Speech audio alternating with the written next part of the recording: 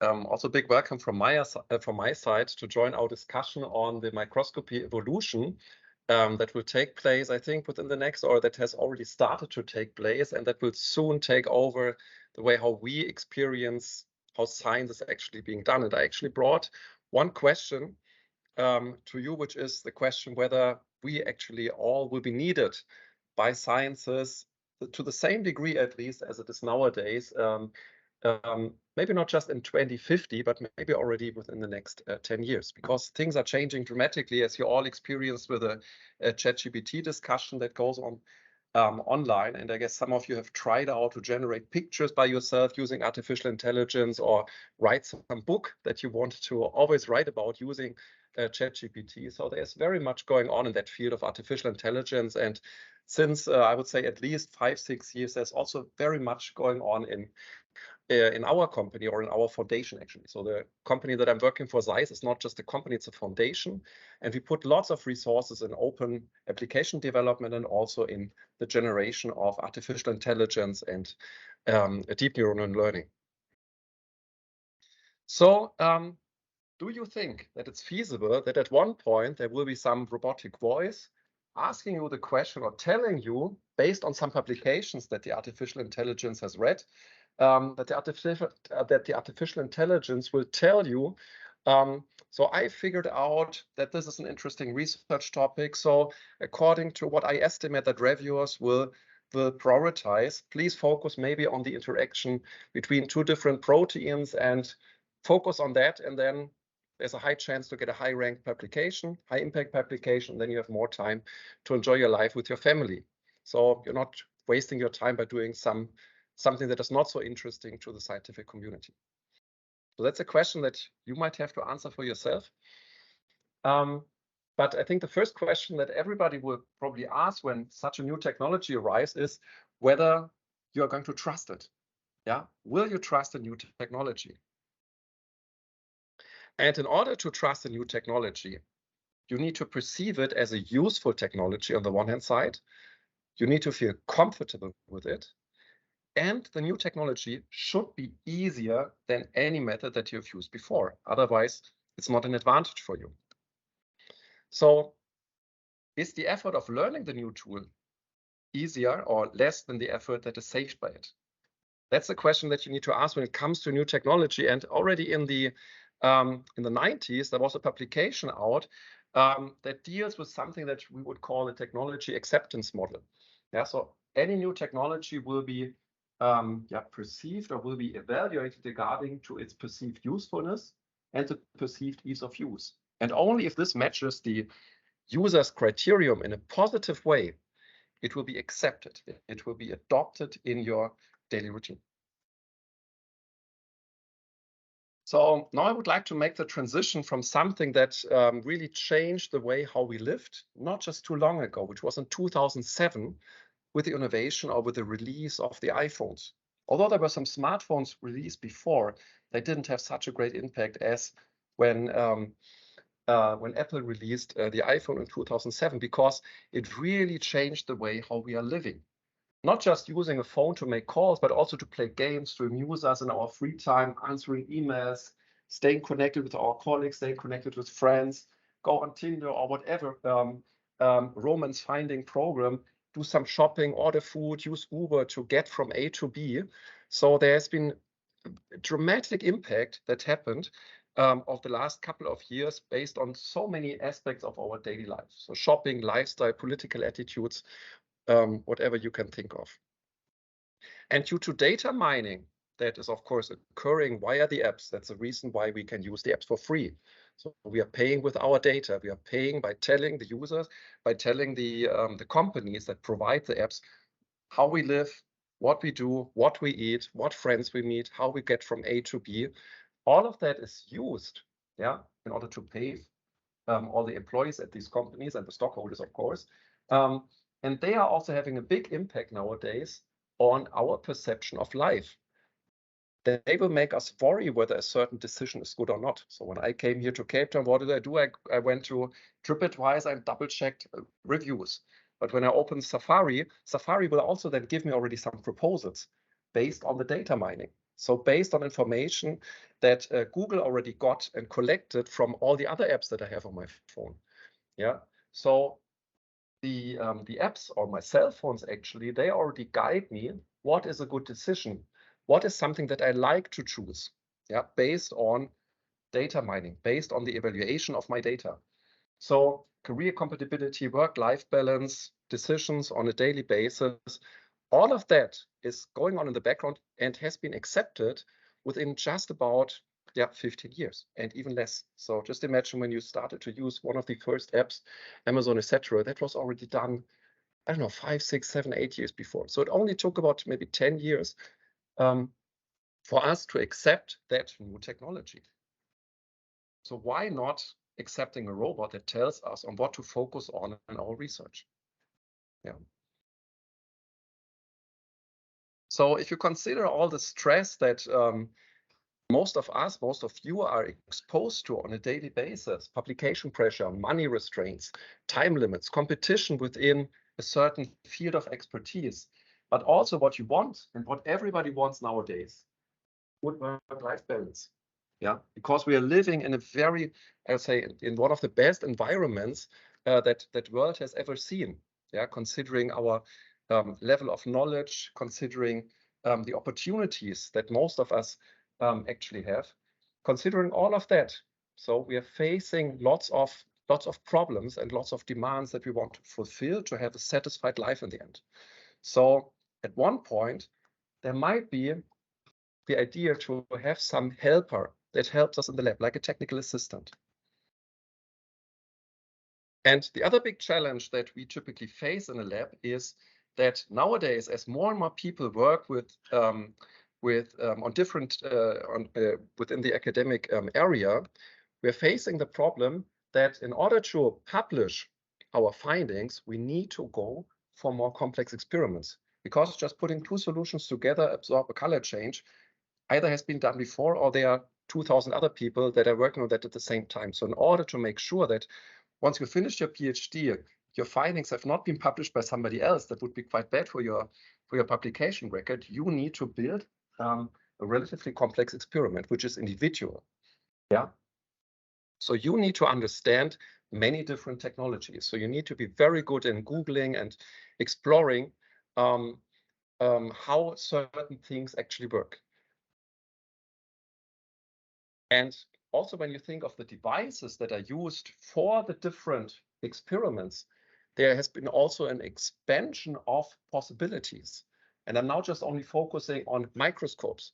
So if you think maybe 15, 20 years back, there was nobody saying something about automated microscopes, image analysis incorporated into a microscopy, image acquisition workflow. It was simple microscope usage only.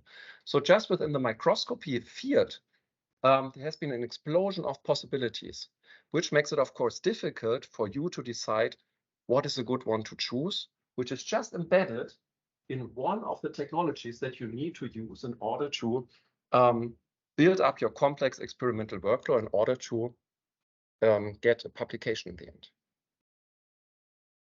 And also when we think of that, in order to get to, let's say, Nature or Science publications, you need to do some interdisciplinary research, basically, and consider more or less on a daily basis what has been released in your field constantly, because so many people are, many more people are doing research nowadays than maybe 20 years, 30 years before, because everybody seeks higher education.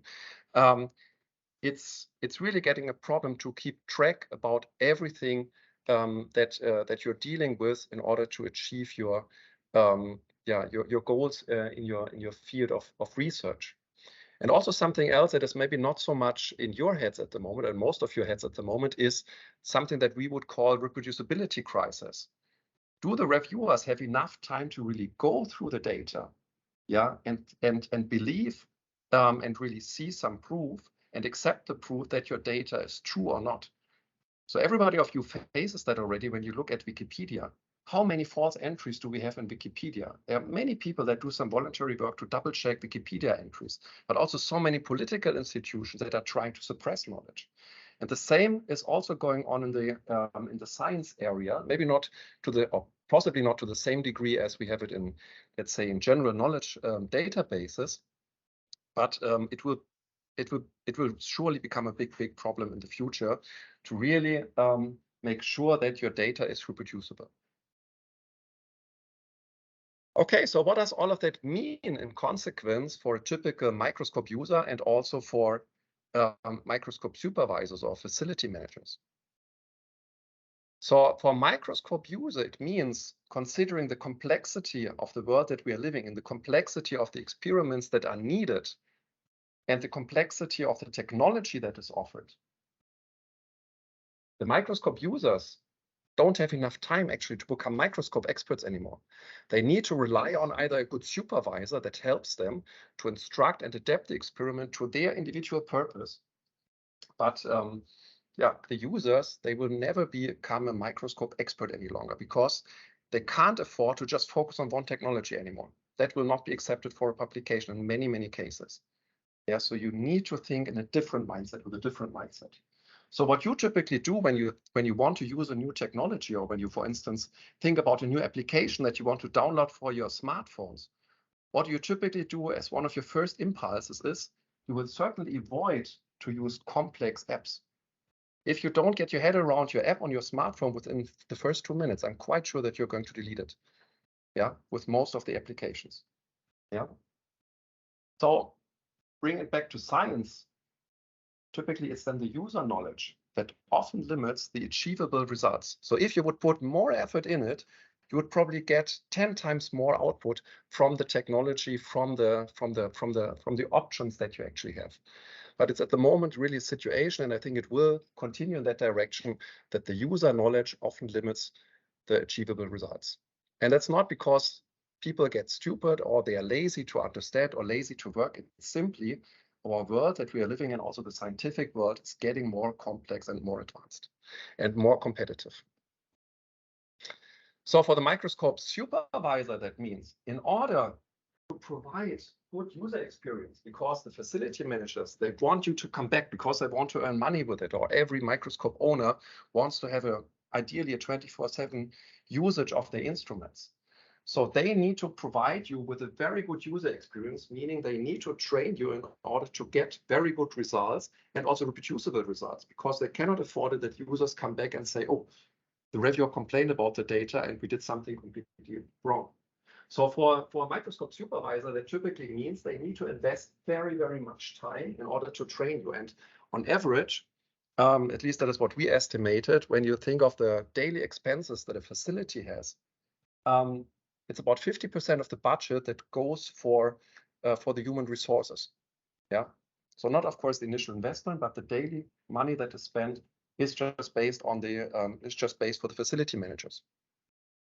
So theoretically, you would like to have one person for every microscope user, which you typically do not have.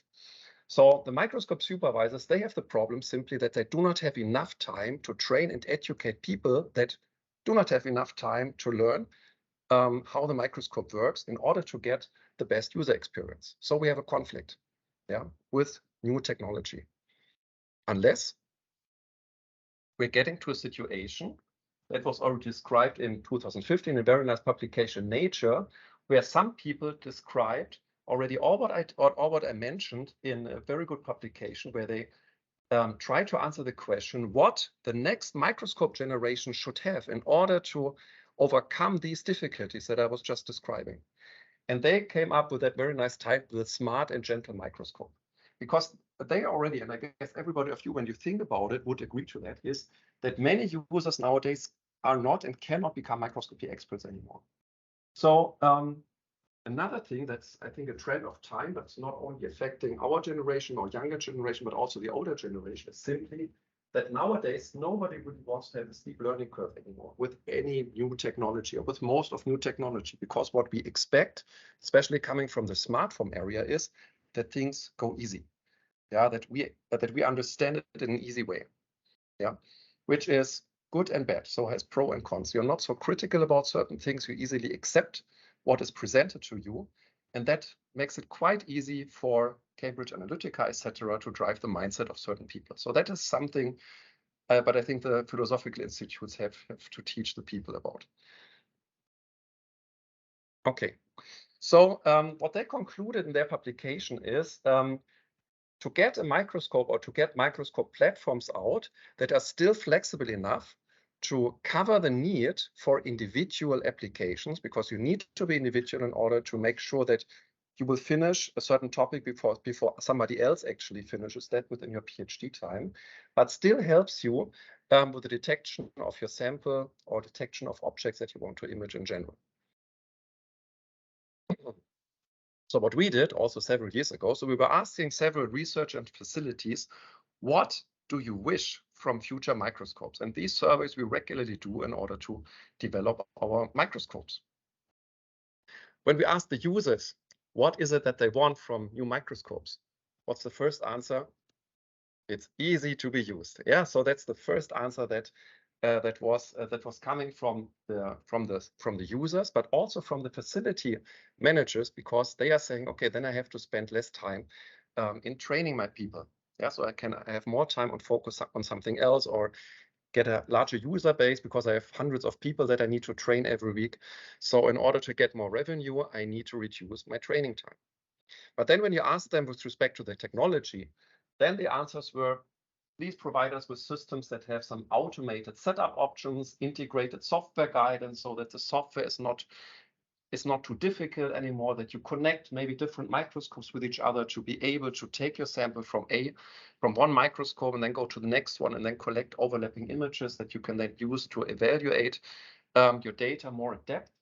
Please integrate machine learning, so to really do some individual adaptation of your experiments or your image analysis.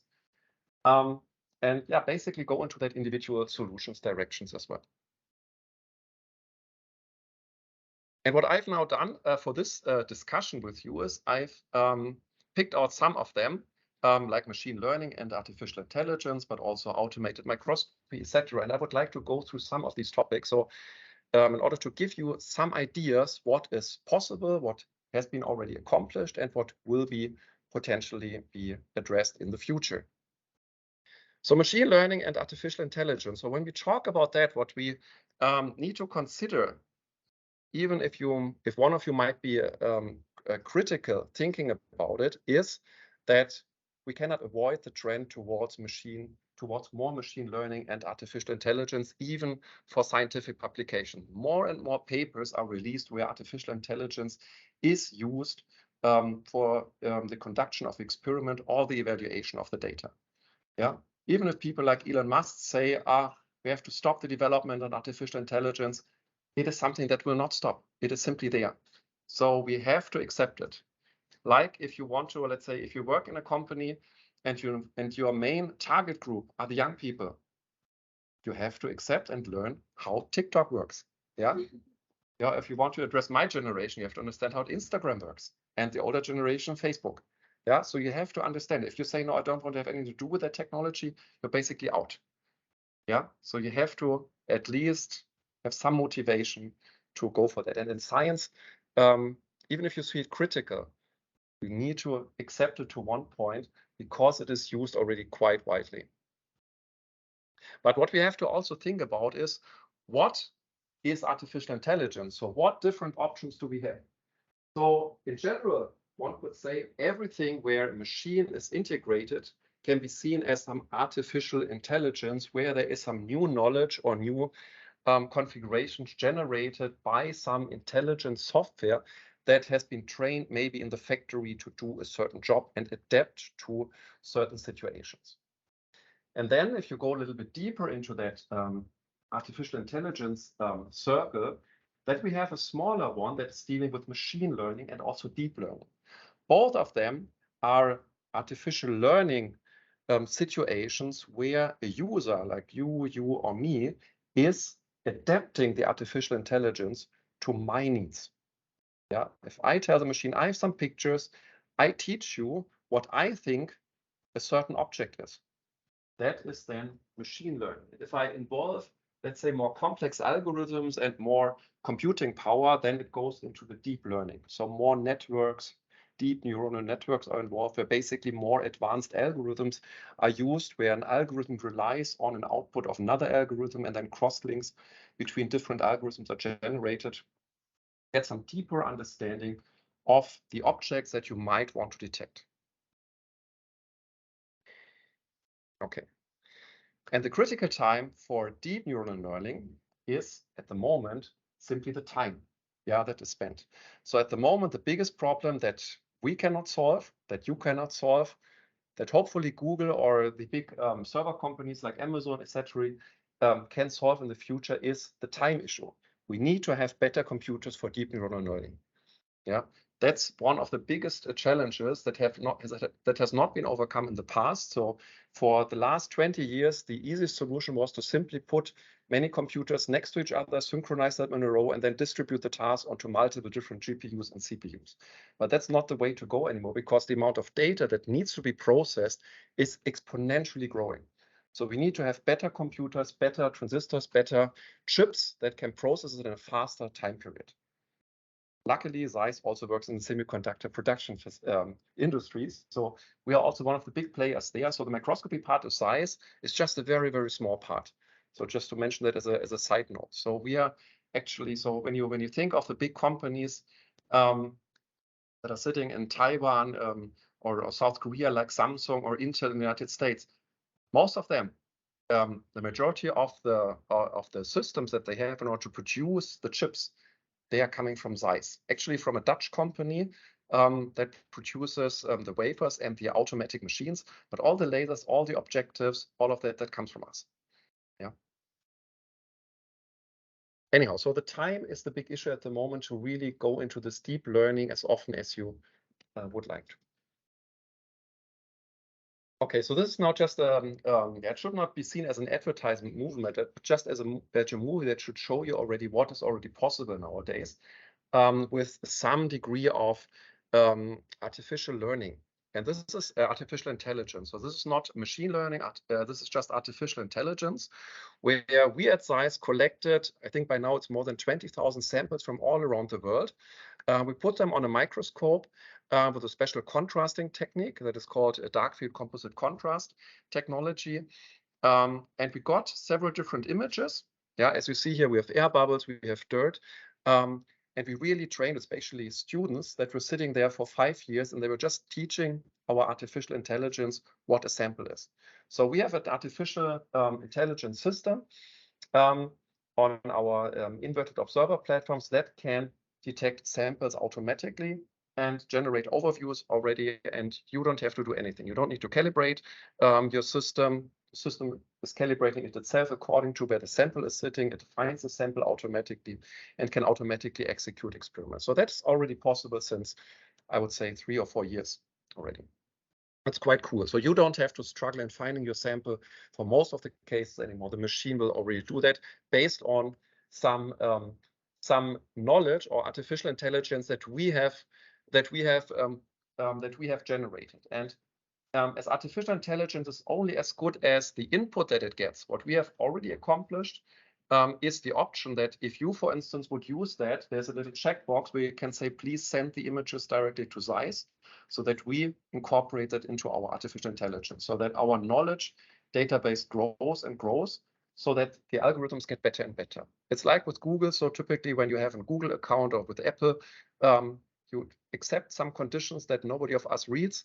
The data is also automatically going to Google, etc., for instance, automatic picture recognition. And that's a similar thing that we do with microscopic images. So no metadata is shared about your sample, nothing, just the image to help our students basically that are sitting in Jena at our universities to really tell the machine, okay, this is the sample, this is just background, and this is also not useful content of the image.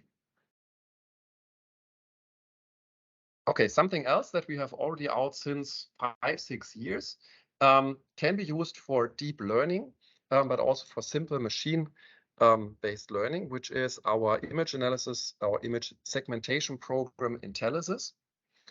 IntelliSys is a relatively easy to use program where you upload or import some images and where you just use, as you know it from Photoshop, some different colors to label different objects in an image. And then you just click on train and segment, and the system extracts different information from your image to segment it.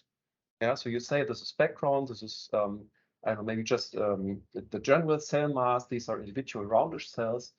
And the system can then, in the image analysis of a time series, allocate and find the different objects automatically and provide you some information about your mitotic cells, but in an individual way. So you individually trained it on your specific sample, because it could be that I am staining the samples differently than you or you. So the intensities are slightly different, so you can really individualize it to your research.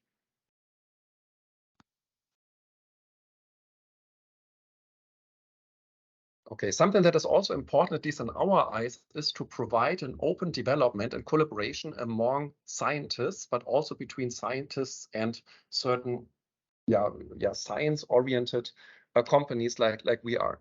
So we are heavily focusing on open development and on collaboration. So what we have implemented is a platform, I think it's also 5-6 years old by now, that is called Peer, where users can upload certain scripts to become part of a module for image acquisition or image analysis and can share the scripts. And it doesn't have to be Zeiss images, it can be images even from smartphone. Yeah, and you can upload them for free up to 5 GB and evaluate them and even potentially download the modules to your microscope system, to a Zeiss microscope system in this case, and execute them. But to use the cloud-based image analysis option, this is for free for anybody around the world. And also to store, for instance, your knowledge that you have put into certain analysis scripts or workflow scripts will be stored on that platform also forever to be shared with reviewers, so they can immediately take a look at the code that you have used, but also with collaborators that can modify the code, and then you can download the updated module and use it for your own image analysis or for your own workflow setup. Yeah, this I think I mentioned. Yes, I also mentioned that we have integrated into our Zen, so Zeiss Efficient Navigation software that runs our microscope system. So you can download all of that also onto the system and execute it. But for those that don't have that software, for instance, the Nikon or the Leica users, they can also run it on the platform. It's all basically paid by the Zeiss Foundation for everybody to support, let's say, the collaboration and the development among researchers all around the world. So which actually brings me to a very nice side story. So when Zeiss was actually founded about, let's say, 50 or 60 years after it was founded, the company almost died because it was, I think, just until the 90s, 20s that our company or the foundation still followed the rule of sharing all the knowledge. So until 1920, we did not have any patents and did not have any copyright options, because our founder said, no, we should immediately share the technology with everyone, which was then, of course, a problem in the capitalistic society. So from the 90s, 20s onwards, we also kind of then started to have some patents on our technology to then also survive. But in the beginning, our company, from the 1860s already, so more than, what is it, 40, 60, more than 160 years ago, it was always this open technology mindset that we had. Share the technology with everybody to improve society in general and improve education. Yeah, that was always important to the founders of Zeiss to spread technology and help everyone in society with education. What is also possible, what we also offer, of course, I tell you now, everybody can share their own code, but I don't know whether anybody in this room is actually able to produce their own code. So I'm not. So I'm not a programmer. So theoretically, if you have enough money in your pocket and you have a certain workflow that is needed, you can also send some images or some ideas to the team on our webpage, and they can also generate the workflow for you. Yeah, so at the moment, it's mostly industry customers that say, here we have certain quality inspection workflow that is needed. And we want to have everything from you. We don't want to think. We want to have something that is easy to use, just one mouse click. And then we say, okay, yes, we can do the thinking part and the programming part for you. Give us, I don't know, 20,000 euros, and we establish some solutions within the next 2 to 3 months. And then you will simply get the one-click solution, and you can use it then on your microscopes in your production facility. That is also something that is offered. But theoretically, if you have people from the physics department that are typically quite good in programming, they can also do that. So our software that we have on our microscopes is it's a relatively open platform. It's written in C# and it can accept Python, Python commands with some special OED commands that are then specific for a certain microscope system. But we want to have it not as a closed system. That's something that Zeiss never wanted. Okay, next topic is automation and smartness in a microscope. And when we talk about an automated microscope or a smart microscope, what we always have to consider is that there are different perceptions of different people what an automated system actually is. Is an automated system a system which has automated microscope features, or is a system just automated when it produces some automated image acquisition, including image analysis? Yeah, so the mindset of many people when you hear it's an automated system, like it's an automatic car, I would say, okay, the car drives autonomously, can pick me up and drop me off somewhere. But maybe that's not what an automated car is. Maybe an automated car is just a car which has automated gear drive option. Yeah, so we have to differentiate that. So there are automated microscopy features, automated experiment setup features, or automated image analysis options. Yeah. So potential features that are existing for an automated microscopes are, for instance, an automated protection system, that the microscope cannot be damaged by the user, or that the microscope can automatically detect samples and the carrier can automatically read the barcode, can do some automatic focusing, etc., or can automatically adapt, for instance, to your sample or to your sample carrier. And most of these features you just recently got here with the AMI at the UCT with this new system, the cell discovery system. It's one of the most of the recent microscope systems that Zeiss has released, where you might say that doesn't look like a microscope. Yeah, it doesn't have eyepieces anymore. And in fact, I promise you, within 10 years, not too many microscopes will have eyepieces anymore. That's really something that rather belongs to the past for most research applications. Still, pathologists, and there will be some applications still out there where eyepieces are needed and wanted, but still, I think from the let's say overall perspective, the majority of the microscopes will not have that anymore. So they will be digital microscopes with a camera, with advanced optics, in some surrounding, in some environment. As you see it over here, closed box, where users, or let's say the cleaning personnel, cannot easily unplug cables and then screw up the microscope system. Yeah, so that's also one of the big advantages.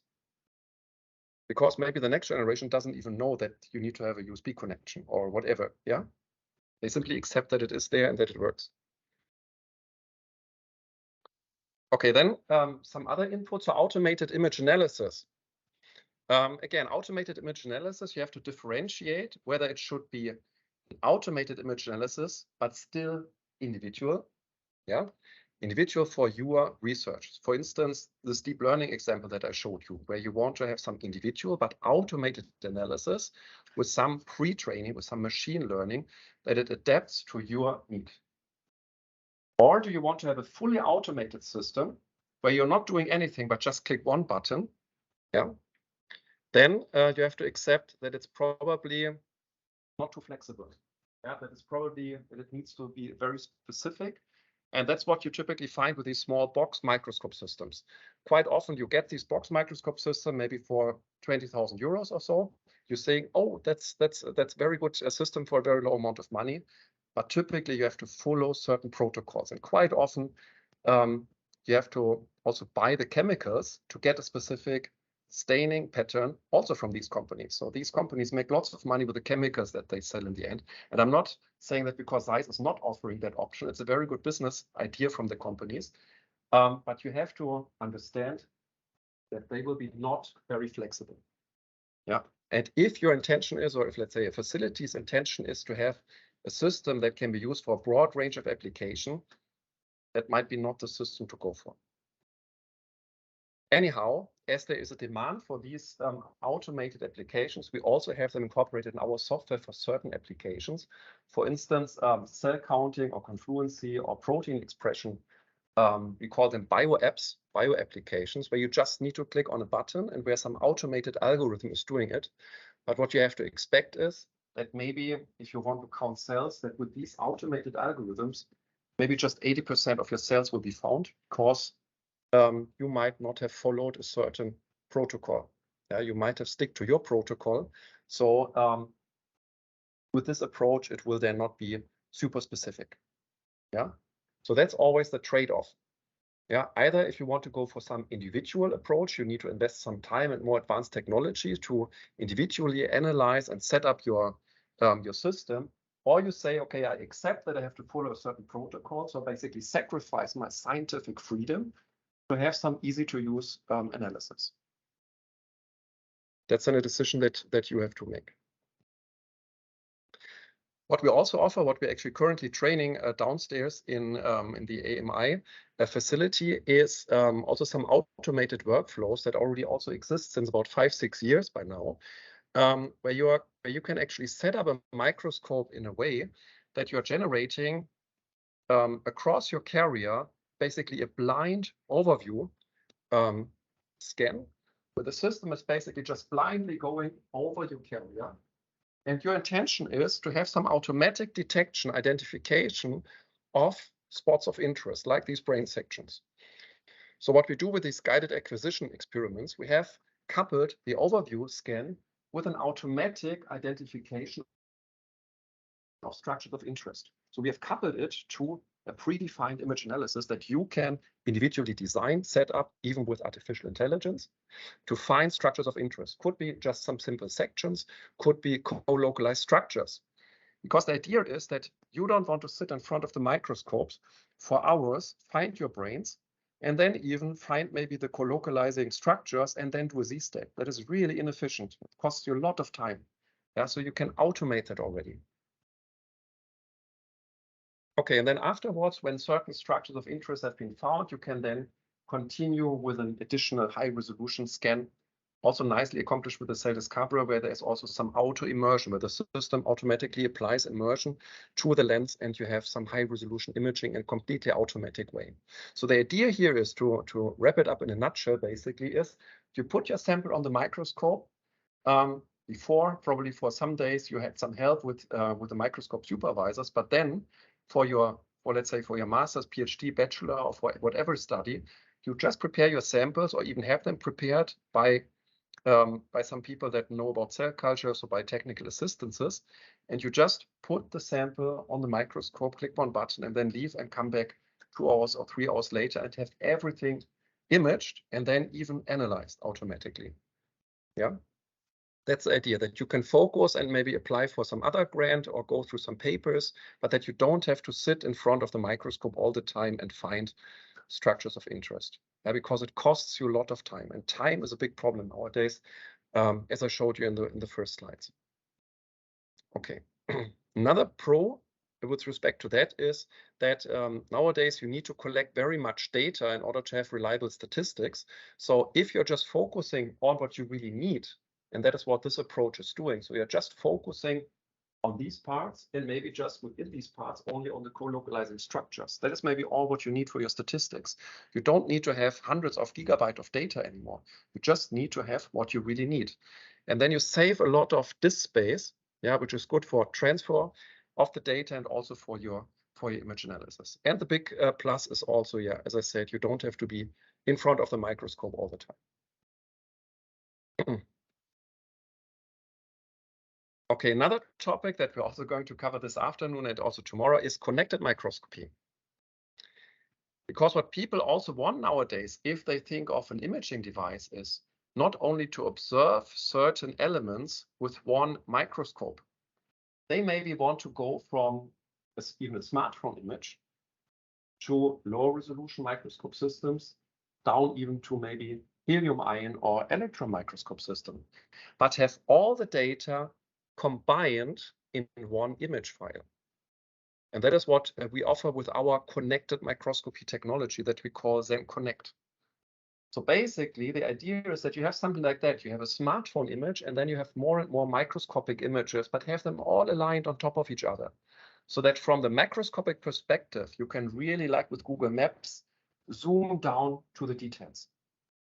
Yeah, that might help you to get a better clue about what is going on in your sample. And these are only Limi pictures, so light microscopy pictures. So you can even go further and have electron microscopy pictures and really see what is going on between certain structures that might be co-localizing.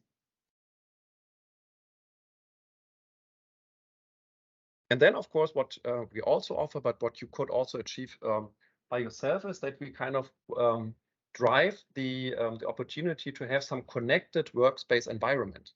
So in a workspace, in a typical workspace nowadays, whether it's a company or a facility or university, everything is based on a centralized server, a data storage. So maybe not in the municipality. There probably everybody still has it printed out in some folders, as we also have it in Germany.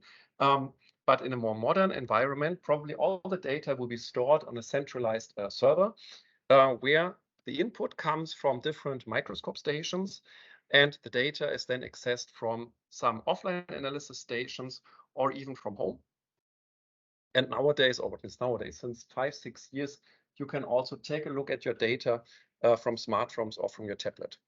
Yeah, that's also what we offer, because, for instance, in China, in Korea, they all want that. So they set up the experiments, they let it run, and then wherever they are, they check on their smartphones how far is the image acquisition, does everything look good or not, and if not, they would go back to the lab. Yeah, so they would not sit in front of what means we also do that, but it was mainly driven of the demand from the Asian region to have such a solution.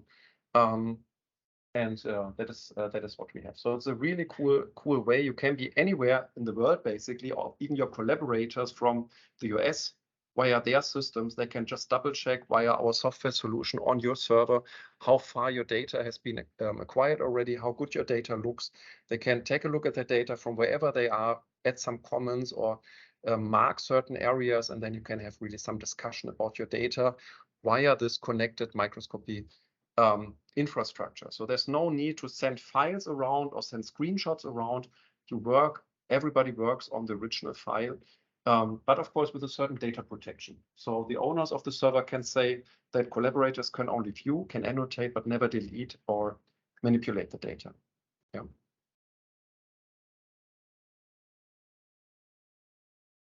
Okay, and something that is maybe not so much important for several of you, but maybe for the microscopy supervisors, is that most of our machines, they are already having the option to have some automated maintenance.